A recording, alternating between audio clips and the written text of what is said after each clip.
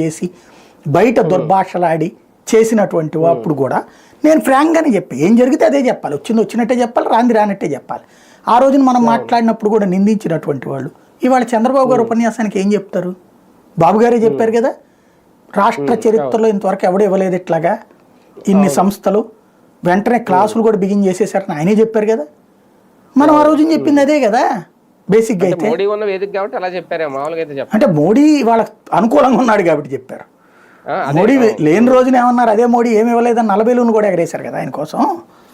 కాబట్టి ఆ రోజున ఇదివరకు వీళ్ళు చెప్పింది 2018-19 మధ్యలో పేపర్లు, టీవీలు, సోషల్ మీడియా, సామాజికవేత్తలు, ఆంధ్ర ప్రత్యేక ఉద్యమకారులు వీళ్ళందరూ చెప్పినాయని పచ్చి అబద్ధాలని చంద్రబాబు గారి మాటలతో అర్థమైపోయింది.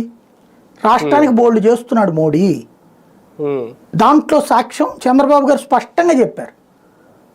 మోడీ ఎప్పటికప్పుడు ఒక రాష్ట్రం నాశనం అవ్వాలి, మొత్తం నా రాష్ట్రం బాగుండాలని ఆయన ఎప్పుడు కోరుకోవాలి.